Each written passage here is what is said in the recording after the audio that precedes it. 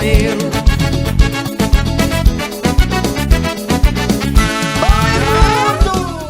Oi, mundo! Hoje nós estamos em Belém do Pará com o grande Renato Torres. Renato, muitíssimo obrigado por ter aceito o convite de Papo com a Hélia. Seja bem-vindo.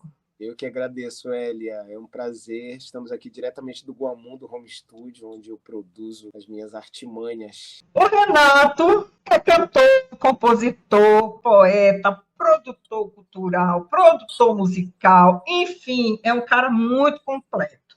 Por conta disso e por conta da sua criatividade maravilhosa, nós temos aí 2 projetos gêmeos que ele vai falar agora para a gente, que é a Poesia do Momento e a Roda Cancioneira, onde ele reúne grandes artistas da nossa Amazônia. Então, Renato, é com você. Conta para a gente esses 2 projetos. Então, Hélia, esses projetos são projetos que acabaram de fazer 1 ano, agora em junho, né? No nosso mês mais festivo do ano. Eu festejei também, celebrei 1 aninho de cada um desses projetos que nasceram em junho de 2024.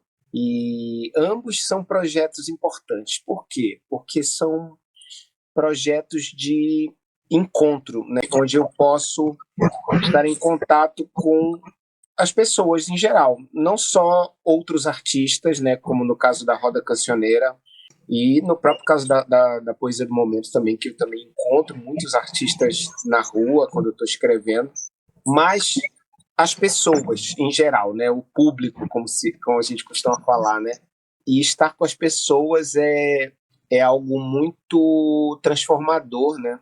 De acordo com a evolução da indústria cultural, né? De todos esses processos que transformam os artistas em grandes avatares do mercado, né? Que vendem livros, vendem discos e, né, vendem ingressos para isso, para aquilo, para os eventos, para os espetáculos. E a gente perde a noção de que a arte, ela fundamentalmente, ela é um processo de partilha de vivências, né, entre as pessoas. E nós, artistas, também fazemos parte do povo, né? Nós também somos as pessoas, né?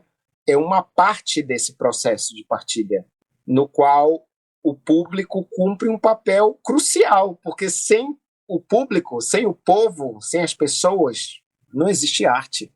Simples assim, né? Eu lembro sempre de quando eu era estudante na UFPA, que eu fazia o curso de artes visuais, e aí um professor de filosofia lançou um anátema assim, na cabeça da turma, né? Dizendo assim: imaginem o pintor Pablo Picasso terminando de pintar a Guernica, e ele sabia que estava diante de sua obra-prima. Ele lança uma hipótese assim: imaginem que, de repente, por algum motivo inexplicável, o Picasso, ali sozinho com a obra, ele resolve não mostrar a obra para ninguém, resolve trancar a obra num porão e nunca ninguém vê a obra. É uma obra de arte? Aí ele perguntou, né? Aí ficou aquela polêmica, né, na turma: meu Deus, claro que é a Guernica, é o Picasso e tal. E algumas pessoas timidamente disseram: acho que não, né? E aí o professor disse categoricamente: não é uma obra de arte. Para ser uma obra de arte, precisa entrar em contato com as pessoas, porque a arte, ela é um gesto cultural, político, né? Ela é um gesto da polis, é um gesto de comunidades, né? Então é preciso que hajam pessoas, que haja partilha. Então, esses processos que geraram a Roda Cancioneira e a Poesia do Momento, no ano passado, foram processos que, na minha trajetória, eles significam muito, são reverberações, na verdade, da minha trajetória como artista, né? Eu vou começar pela Poesia do Momento. Esperas tua renovação a cada dia, como fosse a alquimia impossível de maquinações fabulárias, e ignoras que várias mudanças estão a dar seus passos firmes no solo de tua existência. E a ciência cotidiana do que é possível te cerceia a visão incrível de tais mutações. É em tuas mínimas ações onde plantas o grão do que crês sem esforço, que arqueja o dorso do que é novo. A Poesia do Momento, ela é um projeto que nasce por conta de alguns vetores, né? Ela tem alguns provocadores que acabaram gerando ela. O primeiro e mais básico é a máquina datilográfica, né? Eu estava com uma máquina datilográfica, uma Olivetti Lettera 82, uma Olivetti Lettera verde, né, que eu comprei pela internet há uns anos atrás. A máquina era um objeto de decoração na minha casa, né? Eu ia lá, de vez em quando dava uma datilografadinha, mas era uma coisa assim muito afetiva, porque na minha adolescência, quando eu comecei a escrever poesia, o meu pai tinha uma máquina, mas era uma máquina feiona, aquelas cinza, aquelas porrudonas, assim, de escritório mesmo, né?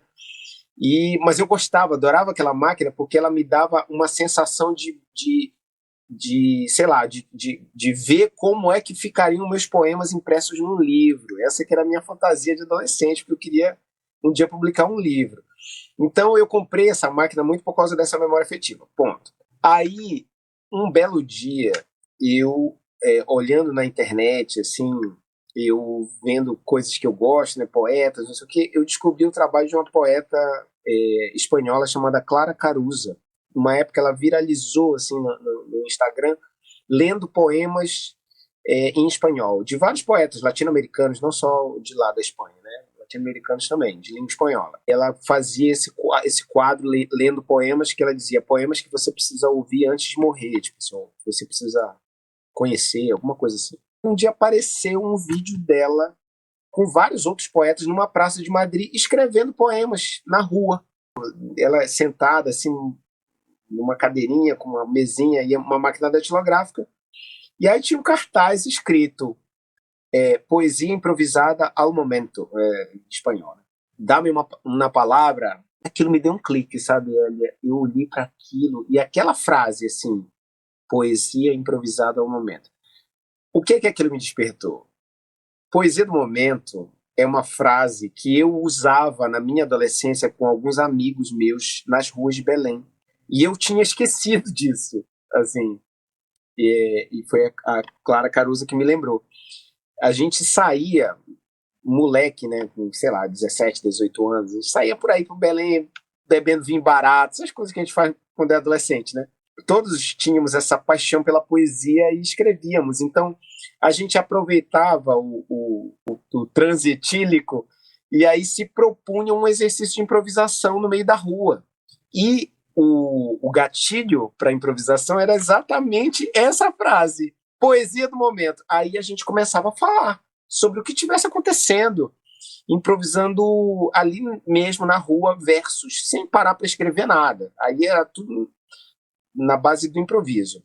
E aí eu também percebi que já há alguns anos, né, desde 2012, quando eu comecei o projeto do meu primeiro álbum solo, do Vida é Sonho, quando surgiu o Brincante, que é uma persona que eu visto, que você já deve ter visto, né, que alguns dizem que é o meu clown, né, que é o meu palhaço. E ele é um pouco um palhaço também, só que a função do Brincante não é fazer rir. O Brincante é um trovador, é um poeta, ele é um eu lírico, por assim dizer, né, materializado.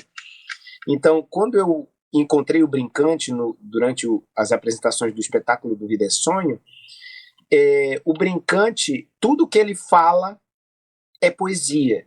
Então ele improvisa muito no fluxo do momento. Então, a poesia do momento, ela tem todos esses provocadores que aí me levaram à ideia óbvia, né? Puxa, eu vou pegar minha máquina, vou fazer que nem a Clara, né? E os outros poetas que eu vi lá com ela. Vou para a Praça da República, vou ficar ali naquela região que tem os livros, né? Que a galera vende livro. E vou escrever para as pessoas que passarem, que chegarem perto de mim. E aí comecei, Elia, com esse projeto.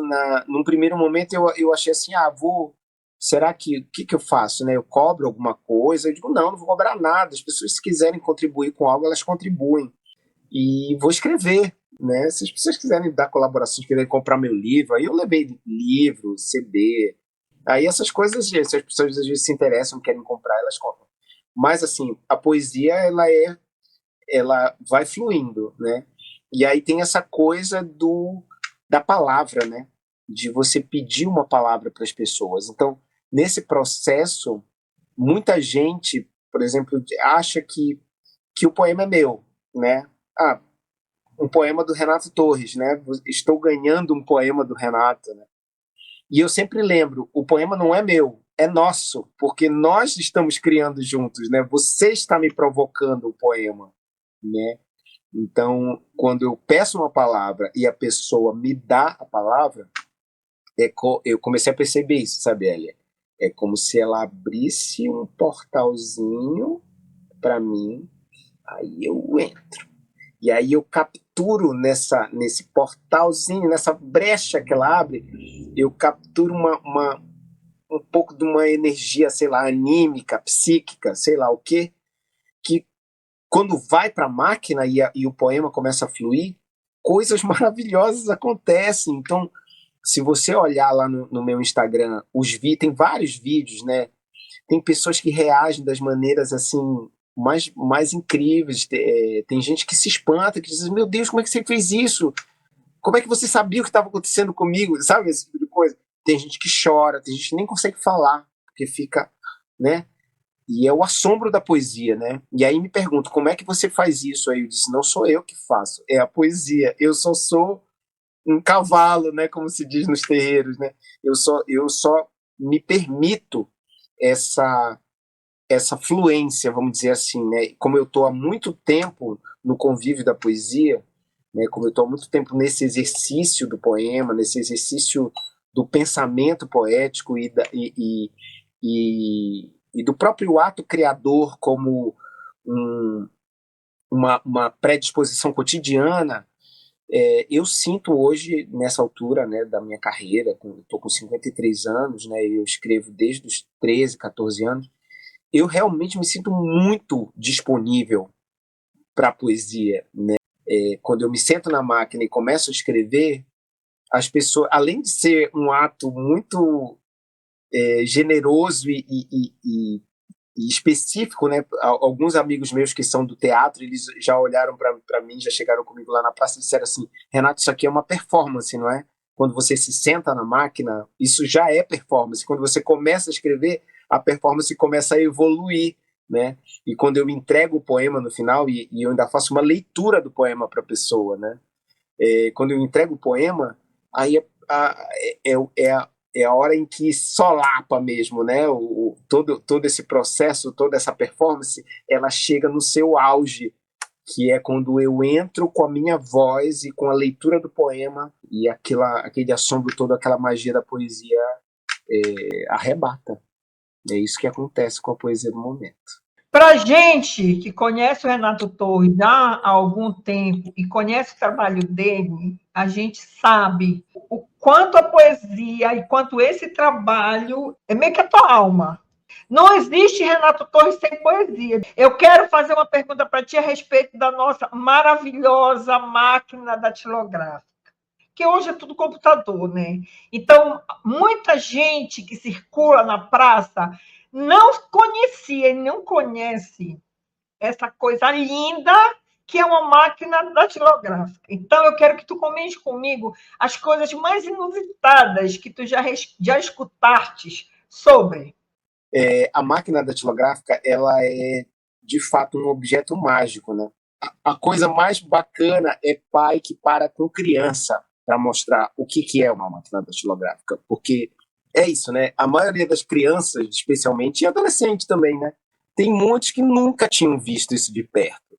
E aí o comentário mais corrente é: olha, sabe o que é o mais legal da máquina datilográfica? Você digita e imprime ao mesmo tempo, né? É uma impressão, é dois em um, né? E assim, eu conto para muita gente também que a Olivetti Lettera 82, ela é um laptop primitivo, né? Ela é uma máquina portátil, né? Uma máquina de colo, por assim dizer, né? E ela era a máquina predileta da Clarice Lispector, por exemplo, que adorava escrever, né, com a máquina no colo e tal. Mas, no geral, assim, o assombro da máquina datilográfica é que, além dela ser um objeto antigo, vintage, como se diz, né? Um objeto de memória, um objeto de um outro tempo, ela também é um objeto sonoro.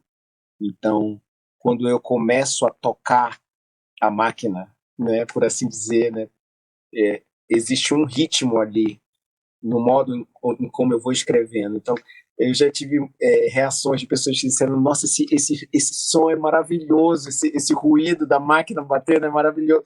E as pessoas querem filmar esse momento da escrita do poema. Realmente é uma performance, né? E como eu falei, né, no início, a máquina, para mim, ela é um objeto afetivo muito importante na minha vida, assim. Eu passei um bom tempo convivendo com a máquina do meu pai, e houve mesmo uma época em que a minha irmã pegou assim tudo que eu tinha de poesia e datilografou tudo, assim, um monte de papéis. Eu tenho até hoje esses papéis guardados, que a gente estava tentando realmente pensando nessa organização de um livro na época. Eu era bem jovem ainda, não tinha nem 20 anos. Ter recuperado essa conexão com a máquina datilográfica na poesia do momento, ela significa assim, porque eu poderia, né, Elia, numa boa, eu poderia ir para a praça com o meu caderno e manuscrever poemas.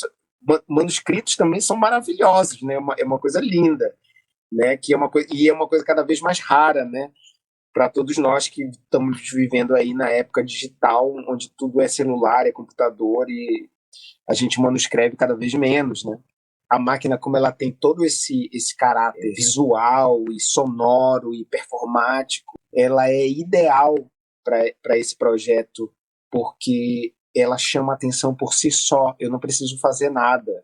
A máquina faz isso por mim. Olha, esse último domingo eu estive lá na praça.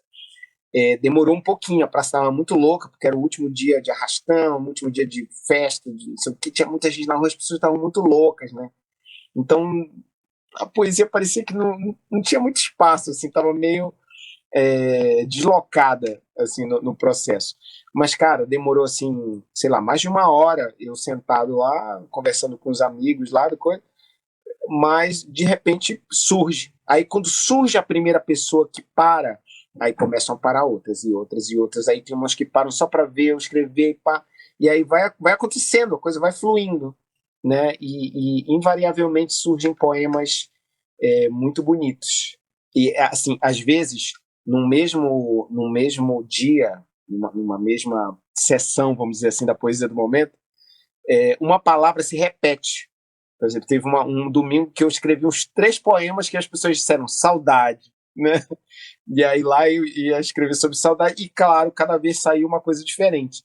Mas às vezes surgem palavras que nunca ninguém disse. Esse domingo surgiu a palavra catarse, por exemplo, que foi um amigo meu, o Marcelo, que é um cinegrafista e fotógrafo. Ele me deu essa palavra. E aí eu escrevi isso aqui. Forjas dentro de ti a catarse. E se o ar se rarefaz nesse momento, lanças mão do unguento são do poema. E em ti os miasmas agonizam, torcem-se na boca os fonemas, e teu grito é um grunhido feito um estampido agridoce, feito a foice impiedosa de uma glosa sem metáforas, mas que mascara a sua ossatura na catarse que declara, sem pudores, tua alma feita de perguntas sem resposta. Isso é muito excitante, né? Porque você pensa assim, cara, de onde vem isso, né? Claro, eu lanço mão das imagens e das coisas que eu já li, que eu já... Né? A gente tem um cabedal de... Né? Como o Rilke, o alemão, dizia, né? No Cartazão Jovem Poeta, é preciso entesourar, né? Para você ter o que dá no amor, na arte. Você precisa juntar, né? Experiências, tem que entesourar, né? Mas eu acredito também, sabe, Elia, francamente, assim, eu acredito que muito do que surge no momento da escrita do poema tem a ver mesmo com a pessoa, sabe? Tem a ver com o que ela me dá, essa coisa indizível que eu chamei de um certo animismo, um psiquismo, sei lá o quê.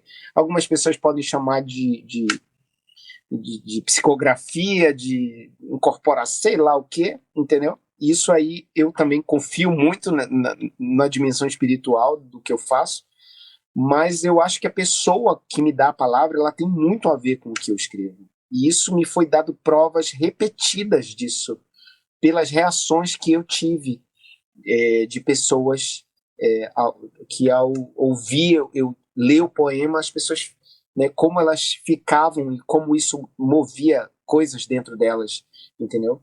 Quando eu estava pensando na nossa conversa de hoje, eu estava lembrando de uma fala do Chico Buarque num documentário que tem sobre a carreira dele, né? Que ele conta de quando ele era criança, quando ele viu o Vinícius de Moraes pela primeira vez. Que ele era garoto ainda, né? E o Vinícius era amigo do pai dele, né? Do Sérgio Buarque de Holanda. E ele ouviu o Vinícius cantando uma das canções dele, uma canção que fala: ó, minha amada, que olhos os seus, são cais noturnos, cheios de adeus. E aí ele ficou assombrado com aquilo, ele não compreendia o que era aquilo, porque ele era criança, né? Mas ele diz, só depois, quando eu cresci, eu fui entender o que era aquele meu assombro. Era a poesia que estava ali, presentificada naquela forma, naquelas melodias, naquelas palavras, né? Como esse poeta comparava os olhos da mulher que ele amava a cais noturnos cheios de adeus. Isso é uma imagem muito assombrada. Imagina de criança ouvindo isso, né? Deve ter sido uma cena sensacional, né? E assim, isso para mim me remete a muitas experiências que eu tive ao longo da minha vida, desde criança, né? Não só ouvindo os discos dos meus pais, por exemplo, lendo os livros dos meus pais, mas com a própria vida. Porque quando a gente... não vou nem dizer quando a gente é poeta, porque eu acho que isso... Às vezes essa palavra poeta e a poesia, isso cria uma distância muito grande, como se as pessoas... como se só algumas pessoas fossem escolhidas para isso. Sabe, Hélia? E isso não fosse, por exemplo... Isso é para o Renato, não é para a Hélia. Né? O Renato é poeta, a Hélia não. Ela é uma apreciadora de poesia. Isso para mim, isso é mentira. Porque eu acho que a poesia está disponível para todo mundo. E uma das funções, vamos dizer assim, da poesia no momento é exatamente dar esse acesso, tipo assim, dizer para as pessoas: olha, vamos criar um poema agora?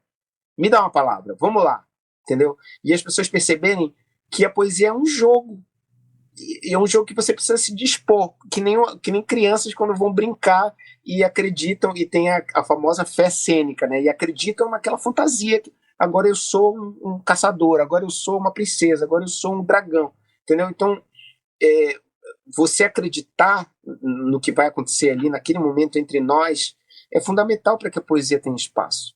Eu vejo que na poesia no momento, todos essas experiências que eu tive, os assombros que eu tive também na minha infância, na minha adolescência, com as coisas que eu via na vida, né, coisas que estão nos livros que eu escrevo, né, quando eu era criança, por exemplo, nesse lugar aqui que eu estou, só que numa casa antiga que existia aqui, nesse mesmo lugar que é a casa dos meus pais, né, na sala da casa era uma sala de um estrado velho, né, de umas madeiras velhas, e tinha um sofá antigo, e eu adorava sentar de ponta cabeça. Eu pendurava as pernas assim no encosto do sofá e ficava de ponta cabeça para olhar a janela que dava para o céu, entendeu? E era uma pequena janela que tinha na sala da minha casa, da casa aqui da minha mãe, dos meus pais, e eu conseguia ver naquele recorte as nuvens passando, né? Para mim já era a poesia, já era o deslumbre da poesia que eu estava tendo ali. Eu não sabia, eu era criança, mas aquilo para mim era um cinema assim incrível. Eu ficava maravilhado de perceber que as nuvens se movimentavam, e quando eu descobri depois que a Terra se movimentava, sabe, essa coisa que você vai percebendo que a vida é mágica, né? Que a vida é cheia de coisas incríveis, né? Que se revelam, né? E aí tem aquela frase linda também daquele velho filme Sociedade dos Poetas Mortos, né? Quando o professor Keating diz: a poesia vem daquilo que tem revelação, né? Isso é um fundamento, você perceber que as coisas, elas elas podem se revelar caso você tenha olhos para ver, né? E é o nosso grande problema hoje, né, da contemporaneidade, é a percepção, né? É os nossos olhos que estão saturados de imagens, estão saturados de telas, né? Estão muito sofridos, né? Nossas pupilas ardidas, né? Todo mundo de óculos, a criança com óculos de fundo de garrafa, né? Porque a gente está nesse sofrimento perceptivo, né, Elia? E a poesia do momento ela também funciona como esse rescaldo de vamos parar aqui um pouquinho e assim e é no meio do caos, viu? Porque a Praça da República, ali, aquele pedaço onde eu escrevo, ele é absolutamente caótico. Alguns amigos poetas meus que já foram lá me visitar e para quem eu já escrevi alguns poemas do momento, eles paravam assim, me olhando e dizendo assim: eu não sei, Renato, como é que você consegue fazer isso? Tipo assim, como é que você consegue escrever no meio dessa barulheira aqui, desse caos? Aí eu disse: eu me alimento de tudo. Eu tô aqui, eu tô assim disponível para tudo, inclusive para essa barulheira aqui, para esse caos. Às vezes eu tô escrevendo, as pessoas estão conversando comigo. Sabe? A coisa é tão louca que acontece que as pessoas ficam conversando. Às vezes eu estou escrevendo, aí eu digo, tá. Respondo alguma pergunta que me faz, porque às vezes a pessoa tá tão. Quer trocar ali enquanto eu estou escrevendo, entendeu? E eu não digo assim, não, olha, peraí, fique quieto, que agora o poeta vai escrever. Não, pode falar, fica falando aí que eu vou escrever aqui, entendeu? Porque para mim é isso, sabe? A poesia do momento, eu confio tanto, Elia, no processo, na força do que vai acontecer, que eu não tenho dúvidas que vai acontecer. Aliás, eu vivi uma experiência maravilhosa. Teve uma vez que eu recebi um convite muito legal do Thales Branche, que é um professor, músico e professor de lá da Escola de Teatro e Dança da UFPA. Ele tem um grupo de pesquisa lá, o Labiguma. Ele fascinado, né, pelo projeto, ele disse assim: Renato, quero que você vá um dia fazer a poesia do momento lá no Labiguma. Passe uma tarde com a gente fazendo a poesia do momento. Aí sabe o que aconteceu? A gente fez uma grande performance coletiva, porque era um grupo de atores, entendeu? E aí tinha uma hora que os meninos, assim, meninos e meninas, né? Começaram a dançar ao meu redor, e aí eles iam sussurrando palavras, enquanto eu ia escrevendo um poema atrás do outro, assim, sem parar, Elia. Assim, isso foi uma catarse, né? Não à toa eu li esse poema. Foi uma coisa louca. Nesse dia saíram mais de 20 poemas. E assim, eu ia deixando as palavras que eles iam soltando nos meus ouvidos, eu ia deixando elas entrarem nos poemas. Pá. E foram saindo umas coisas inacreditáveis, assim. Que depois, no final, eu fui distribuindo os poemas para eles, né? Que isso é uma coisa muito legal também, né? Eu escrevo os poemas, né? Por exemplo, eu li agora para você um poema que eu escrevi nesse domingo, mas que eu fotografei, eu fotografo o poema, mas o poema que eu escrevo para a pessoa leva embora. E tem uma última coisa que eu também saquei que eu devia fazer, que é uma coisa antiga também, uma outra memória afetiva minha, de uma época da universidade em que eu vendia cartões artesanais, eu desenhava os cartões, e às vezes eu fazia colagem também, e eu pintava umas aquarelas e escrevia uns poemas. Então eu recuperei essa coisa da aquarela também nos papeizinhos. Eu escrevo nos papeizinhos desse tamanho, né? Isso é uma outra coisa importante da poesia do momento. Eu descobri que eu precisava escrever em papéis pequenos, tipo um cartão de visita, para que eu exercitasse o poder da síntese. E aí no verso do papel tem sempre uma aquarela, que é, vamos dizer assim, uma metáfora visual do improviso, né? Porque é sempre uma aquarela abstrata. E eu mesmo pinto as aquarelas. Então ali a pessoa leva um poema de um lado do papel e no outro lado tem uma aquarela que é meio que um espelho desse poema que foi improvisado, entendeu? Né? Nesse fluxo de 1 ano e pouco já que eu estou fazendo, eu sinto, Elia, que a poesia do momento ela está alcançando já os seus objetivos, que são exatamente esses, que é estar junto das pessoas, ir para a praça com a máquina, ir aonde o povo está e dizer: estou aqui, estou à disposição de vocês. Vamos fazer junto, né? E como artista da música, eu também tenho me dedicado a tentar criar isso. O Brincante, principalmente, ele surgiu para isso, né? Tornar os espetáculos algo que é feito junto de fato, porque sempre é assim, mesmo quando é aqueles estádios com o grande telão, o espetáculo pirotécnico, a plateia tá fazendo o espetáculo junto, mano. Se não tiver plateia, não tem espetáculo. Não adianta estourar fogo adoidado, que se não tiver o povo ali com a sua vibração e com a sua energia, não tem espetáculo. Cada vez mais, para mim, é quebrar essas paredes que separam o artista das pessoas e tornar o artista parte das pessoas, do público, né? O artista também é público, né?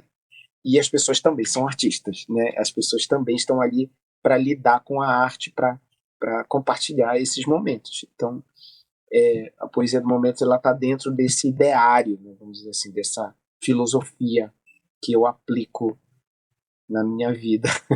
Quando você falou naquela hora assim, porque eu te vejo como poeta, Renato. Me desculpa, mas a poesia... E eu disse, eu concordo, porque Elia, de fato, isso eu já disse em várias entrevistas, né? As pessoas sempre dizem, nossa, Renato, você faz tanta coisa, né? Você é um multiartista, né? É ator, é poeta, é músico, é produtor musical, não sei o quê. Mas eu sempre digo e repito, e vou repetir de novo aqui nessa conversa com você, Elia. No fundo, eu sou poeta. O resto, eu sou enxerido. Eu vou me enxerindo a fazer tudo, porque eu aprendi assim quando eu era adolescente. Eu fiz parte de uma escola de arte e eu tive um grande mestre chamado Adolfo Oliveira dos Santos, que a gente, moleque, né, com 15, 16 anos, ele agarra pra gente e dizer assim, olhem no espelho quando vocês chegarem em casa e digam, eu sou genial, eu posso fazer o que eu quiser, eu posso criar o que eu quiser. E ele incutiu essa coisa na gente, sabe? Não só em mim, vários outros amigos que fizeram parte desse grupo. E eu aprendi isso, que eu não preciso pedir licença para ninguém para ser artista, entendeu? Eu não preciso de diploma, eu não preciso de validação, eu não preciso de ABL, eu não preciso de prêmio, eu não preciso de edital. Eu faço o que eu faço, Elia. E é o que eu sou, entendeu? Mas, fundamentalmente, ser poeta é um dado, assim, da minha vida dos mais antigos, assim, é como eu me entendo existindo desde criança. E essa história que eu te contei da casa antiga, ela comprova muito isso para mim. Assim, eu olho para o mundo, para a vida, com olhos de poeta desde sempre. Qual é o futuro da poesia? Na verdade, eu acho que a poesia do momento ela que vai mandar, né? Quando tem que parar, quando não tem que parar. Eu tenho grandes ideias para a poesia do momento. Primeiro que eu quero sair com a poesia do momento de Belém, né? Eu quero percorrer outros lugares do Brasil com a máquina. Isso é uma coisa que está no radar, vamos dizer assim, né? É uma coisa que eu quero muito fazer, né? Em Belém eu já consegui transitar por alguns lugares além da praça, né? Eu já fui numa escola, por exemplo, a convite da Sonira. Eu fui lá no Paulino de Brito fazer a poesia do momento com os alunos dela, foi genial. Entendeu? Eu quero também percorrer escolas, isso é uma coisa muito importante, porque mostrar esse processo para alunos, né, para estudantes, adolescentes, crianças, isso é muito legal, né? Criança, por exemplo, é um aspecto que eu esqueci de comentar, mas é muito legal quando surgem as crianças na poesia do momento. Quando as crianças chegam, os poemas que surgem são extremamente delas. Aí que você vê que não é... Eu não estou brincando quando eu digo que a poesia não é do Renato Torres, é minha e em colaboração com a pessoa que está me dando, porque, cara, se eu te ler os poemas feitos para criança, você não acredita, é muito... Aí você, cara, é criança, isso é criança, é poesia de criança, porque elas me dão palavras assim, entendeu? Me dão palavras com esse teor, né, de criança mesmo, né, que é inconfundível. Essa aqui foi uma das mais colaborativas que eu fiz. O garoto que, eu não sei o nome dele, era um garoto lourinho. Isso foi lá na Feira do Livro. Eu fiz a poesia do momento na Feira do Livro no ano passado, em 2024. Um garotinho que já era escritor. Aí ele já chegou, aí eu pedi, digo, me dá uma palavra. Aí ele não me deu uma palavra, ele me deu uns versos logo. Aí eu só fiz complementar com ele e escrevi junto com ele esse poeminha aqui, que diz assim, ó: lua, luar, sol, solar, é meu poema para navegar pelo dia. Canto, cantar, sono, sonhar, onde alimento a minha poesia. E quando brincar, vou imaginar todo o encanto de viver nessa canção com alegria. Lua, luar, sol, solar, digo sem medo de errar a melodia. E que já é, né? Você já vê você vê uma letra de canção, né? Esse poema é um poema que eu tenho vontade de musicar. Mas ele me deu esse verso: lua, luar, sol, solar. O moleque chegou com orgulho e tinha os livrinhos dele impressos, entendeu? A mãe dele toda orgulhosa, ele é escritor também e tal. E o moleque tava lá na Feira do Livro, devia ter uns, sei lá, uns 7 anos, 8 anos. Então, as crianças, quando chegam também, elas movem um negócio assim incrível, né? Incrível mesmo.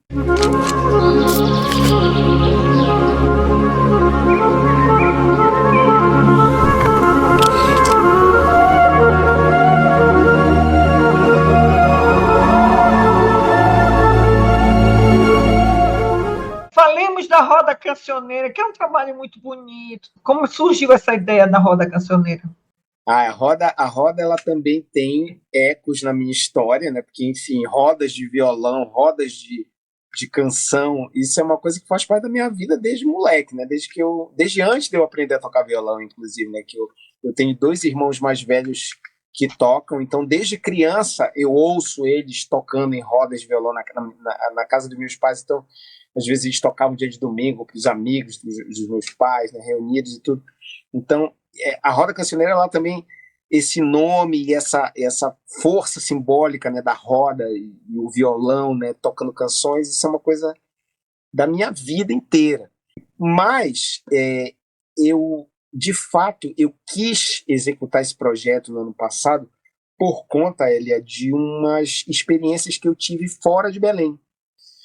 Viajando pelo Sudeste, especialmente pelo Sudeste, Minas Gerais, São Paulo, ali, Rio de Janeiro, de ver acontecer eventos só de música autoral, né? Às vezes era na casa da pessoa, no quintal da casa da pessoa, fazia um evento, reunia aquele monte de gente.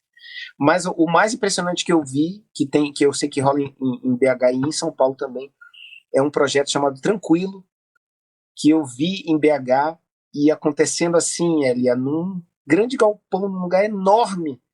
E aí você chegava num lugar que tinha um palquinho lá, e aí aquela galera reunida, assim, sentada no chão, assim, meio festival, parecia um festival tipo Se Rasgam aqui em Belém, sabe? Um festival de música independente, só que era só música autoral. E a galera subindo com violãozinho para tocar. Em Bragança Paulista, por exemplo, no interior de São Paulo, eu fui para um encontro de compositores que era na casa de uma pessoa, né, tipo numa sala, assim, eu toquei com uma amiga minha lá. Eu digo, cara, em Belém tem que ter um espaço assim. E aí eu fiquei maturando a ideia, né? E aí a primeira pessoa em que eu pensei em conversar sobre isso foi o Ná Figueiredo, né? Que o Ná, ele é um apoiador da música independente de priscas zeras aqui na cidade, né? E me apoiou muito no início da minha carreira também, desde a minha primeira banda. Eu conversei logo com ele, né? Disse, tô pensando num projeto, assim, tal. Ele adorou a ideia na hora, né? Ele topou na hora, assim, abrigar o projeto lá no Núcleo de Conexões, né? Que fica ali aqui na Gentil Bittencourt, no centro da cidade, né?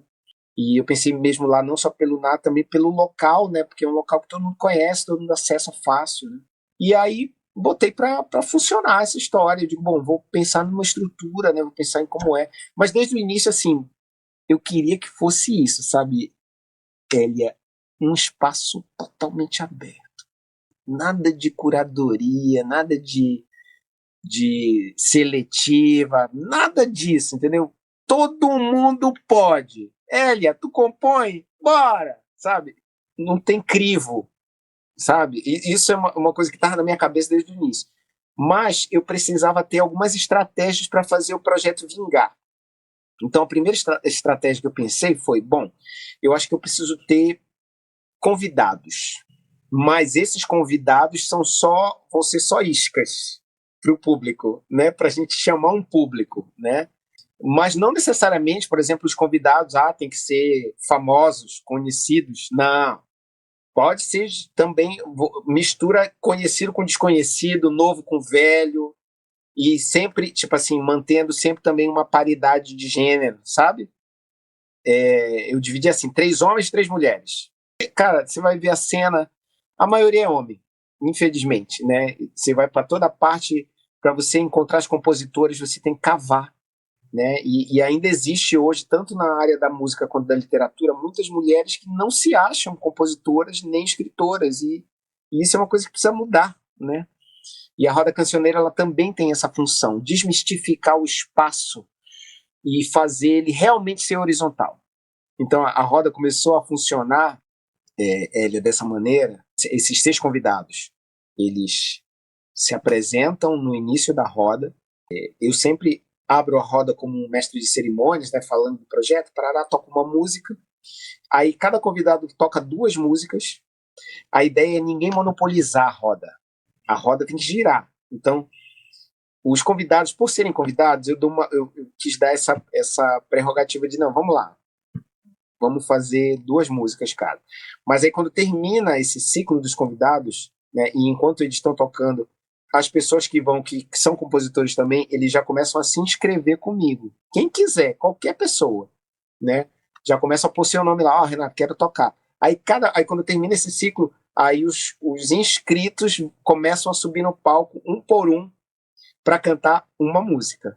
E os convidados que fizeram o início da roda, eles também podem voltar. E esses que se inscreveram também para cantar uma música, se ele quiser se inscrever, subiu no palco, cantou uma música, desceu do palco, quiser se inscrever de novo, ele vai lá para o final da fila e a roda vai girando, entendeu? E eu vou administrando isso. Se você me perguntar assim, Renato, nunca deu problema, se nunca deu nenhuma confusão ou sei lá, overbooking, né? Olha, incrivelmente, Elia, sempre fluiu de uma maneira orgânica, né? E eu sempre senti, assim, uma intuição mesmo, assim, né? Eu sempre senti uma hora, assim, que eu digo, não, tá bom, eu não vou inscrever mais ninguém, porque senão não vai, né? Eu comecei a desenvolver esse instinto, tipo assim, perceber que, não, tá bom de inscrito, vamos até fulano que tá inscrito e a gente encerra, né? Porque aí no final a gente sempre reúne quem ficou, até o final na roda, faz uma foto coletiva e tal, para registrar aquele momento. E eu registro tudo, né? Faço muitas fotos, muitos vídeos e tal, para postar nas redes sociais. E aí, esse lugar do encontro dos compositores, Elia, isso é outra revolução. Que, primeiro, música autoral, minha amiga, é um negócio que está cada vez mais difícil, a vida do compositor. Especialmente de quem compõe canção que não está nos moldes do mercado. Que não é música dançante, que não é... Enfim, que não é o que o mercado está pedindo. Então, para essas pessoas, especialmente, que é a maioria dos compositores que aparecem na roda são compositores off-topic, como se diz, né? Eles estão fora do mercado, né? Ou fora desse esquemão do mercado, ou mesmo que vá alguém lá, sei lá, que tenha uma projeção maior, mas essas pessoas acabam mostrando coisas que não são o que normalmente elas mostram, porque ali é um outro ambiente, é uma outra coisa. Então é um lugar de compartilhar, vamos dizer, algumas verdades mais íntimas, assim, da alma, do espírito do compositor, entendeu? E também tem uma coisa dos artistas, dos compositores, eles se despirem também dos próprios preconceitos contra si próprios, entendeu? É um lugar de você se desvencilhar, por exemplo, da perfeição, né?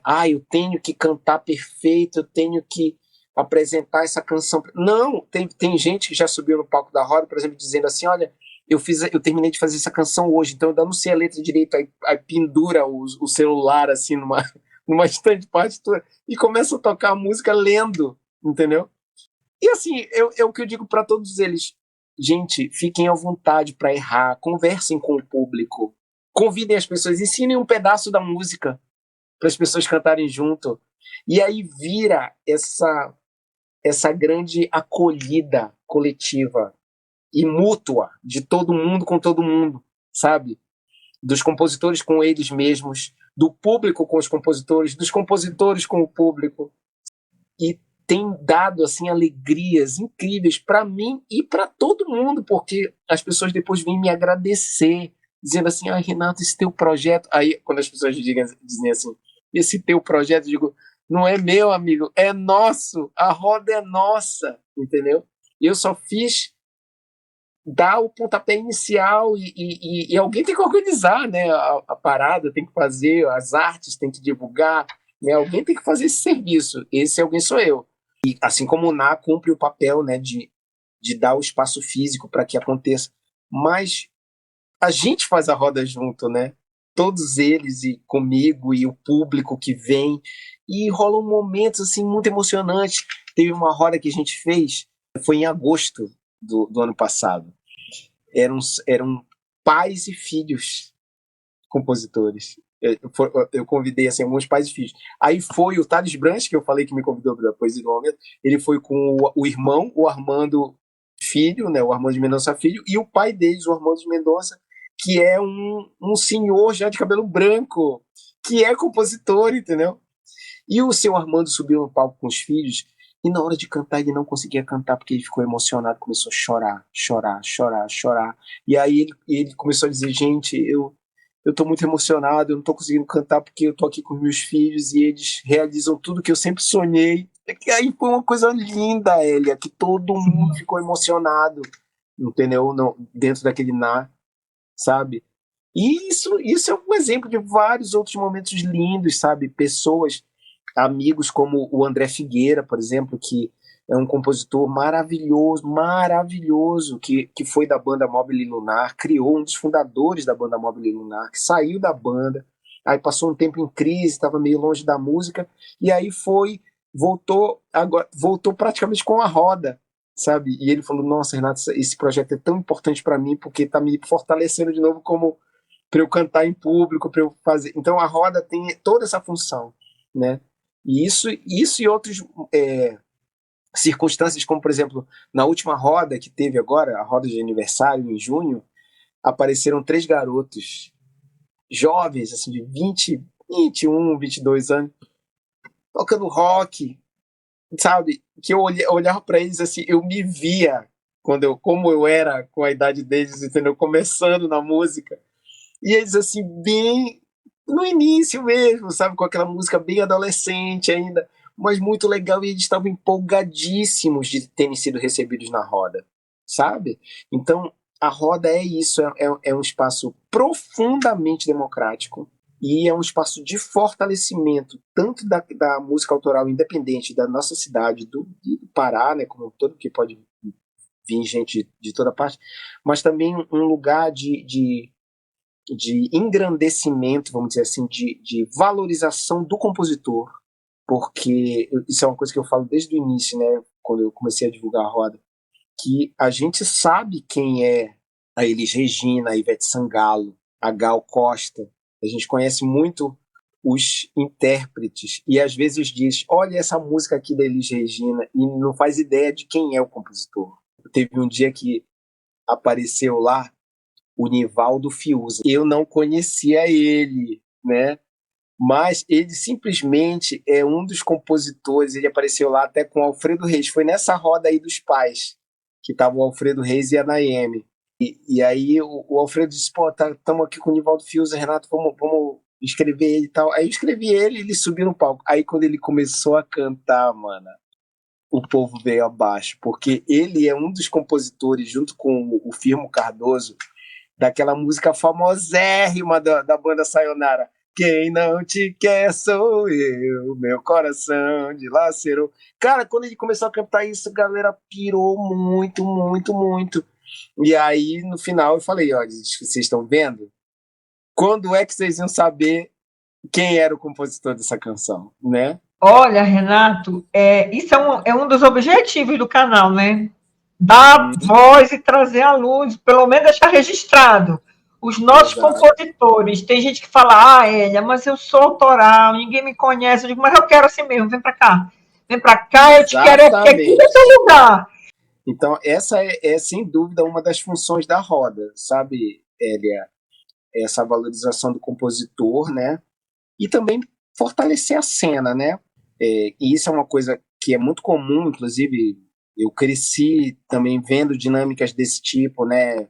Às vezes quando você se reúne com outros compositores para tocar canções, nem sempre as pessoas estão tão dispostas assim a ouvir, entendeu? Às vezes elas estão mais afim de que você as ouça, entendeu? E a roda, ela é um grande exercício de ouvir e ser ouvido, entendeu? Isso é uma coisa que eu converso sempre com os compositores que eu convido, né?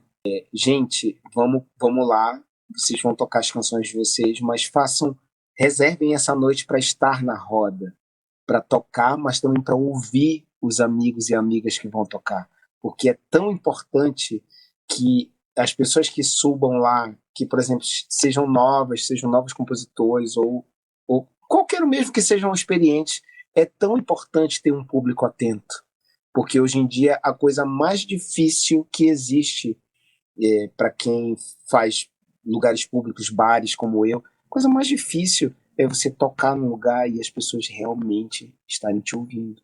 Porque o celular, por exemplo, é uma distração absurda. Até mesmo quando as pessoas pagam para ir ver um show, elas ficam fissuradas no celular, né? No mínimo querem estar filmando o show ao invés de estar vendo o show, né? Então é muito difícil mesmo. A gente é uma crise muito séria. Isso que eu falei, já estou falando nessa conversa, da percepção geral das pessoas, né? E a roda cancioneira, ela também funciona como um exercício de vamos parar, vamos respirar, vamos nos ouvir, vamos conversar também, porque de lá podem sair novas parcerias, sabe? Novas amizades são feitas, é muito legal. E também serve para criar plateia, né?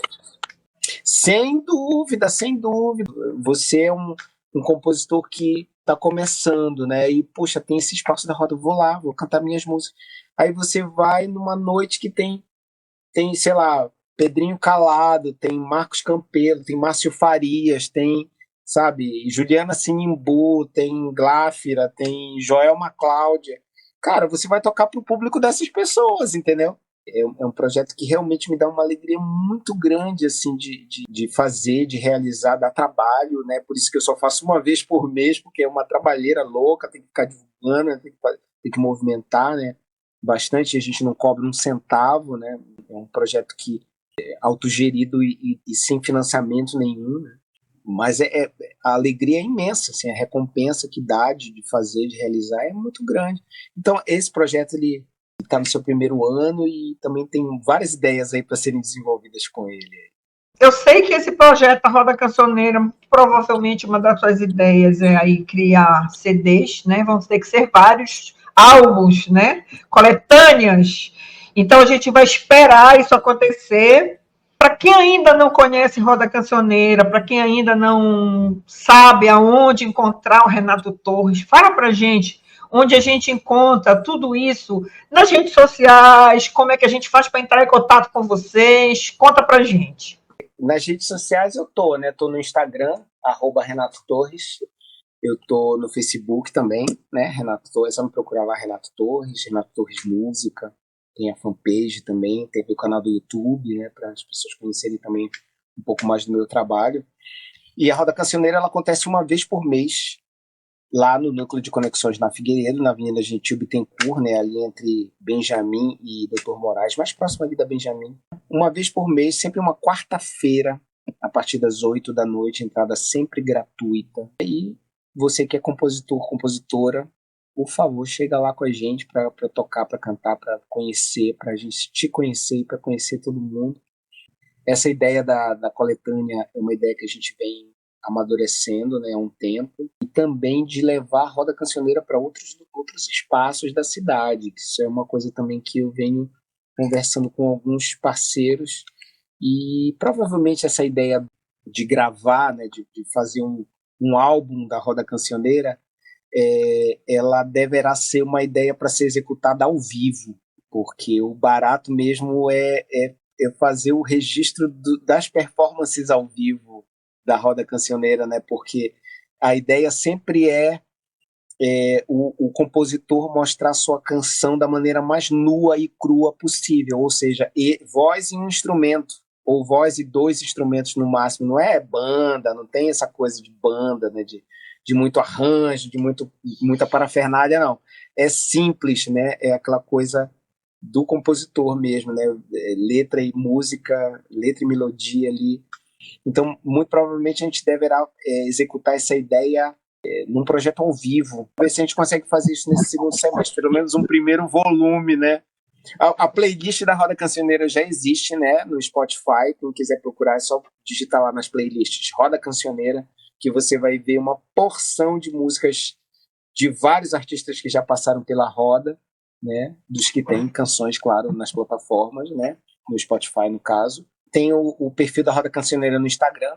E tem também a fanpage no Facebook, Roda Cancioneira lá no Facebook, que dá para conferir foto, dá para conferir vídeo, dá para ver como é que é a vibe, como é que acontece lá no Núcleo de Conexões. É muito gostoso. E também tem um detalhe muito importante. Agora temos camisetas dos 2 projetos, né? Camisetas comemorativas de 1 ano, tanto da Roda Cancioneira quanto da Poesia do Momento. As 2 camisetas com artes feitas pelo jovem artista Matheus Duarte, maravilhoso. Se quiser, quem estiver interessado, pode entrar em contato comigo.